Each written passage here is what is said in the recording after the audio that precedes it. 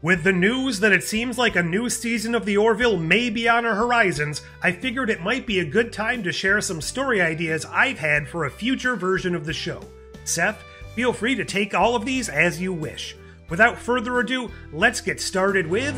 Stationary paradox binds us, time stands still because fatal glitch, no answer, frozen hearts break apart. Stationary. The Orville crew is invited to visit a newly completed space station designed by their former chief engineer, Newton. Situated on the edge of contested space after the Mocklan's recent withdrawal, the station is a symbol of Union ingenuity and diplomacy.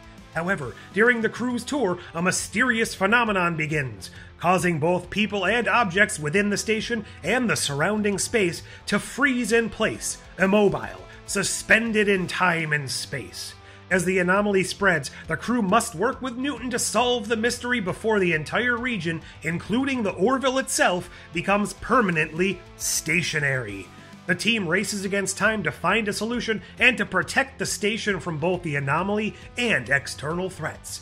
This could be a backdoor pilot to some sort of spin-off, with the extra cool points added if they could also bring Alara back to work on the station. Since it's a symbol of the Union, it would only make sense for a large section of this station to specifically be designed for Zelayan physiology. It just makes sense.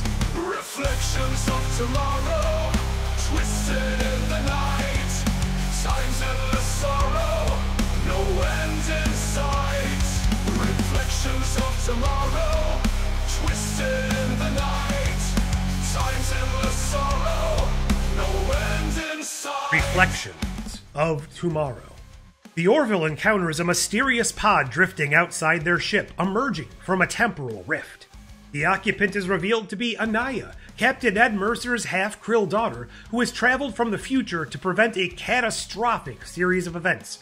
However, Anaya refuses to divulge what those events are, leaving Ed and the crew grappling with her cryptic warnings. Matters become even more complicated when Priya, played by Charlize Theron in her long-awaited and fan-heralded return, now a time-traveling bounty hunter from a more distant future, arrives.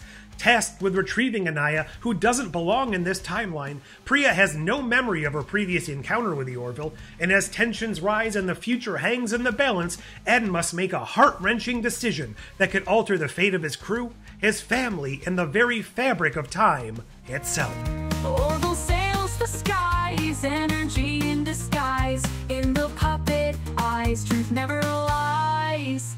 Felt connection so real, solid fabric reveal, Kermit's heart we feel, guide us through the cosmic wheel. A felt connection. Some non-corporeal entities come in contact with the Orville, and their emissary mistakenly confuses the Kermit on Ed's desk for an important crew member, inhabiting his form. Yes, this is a Muppet crossover story. The first third or half is just shenanigans, with people thinking Ed has lost his mind for talking to a frog. Eventually, a lot more is revealed, and the other members of the non-corporeal lifeforms decide to take on forms of other Muppets to interact with the crew, probably all working together to stabilize an interdimensional rift which has mistakenly caused them entry into our realm to begin with. Bonus points if they want to somehow turn some of the Orville crew members into Muppets as well. Heart and heart, all he wants is love, out here in a black space sky up above. Save their lives, but they call him a fraud. Big-headed hero, but treated so odd. Dan Hard. Or Dan Revolution. Or Stand By Your Dan. The quirky and oft-overlooked crew member Dan finds himself the only one left conscious when an alien infiltration incapacitates the rest of the crew.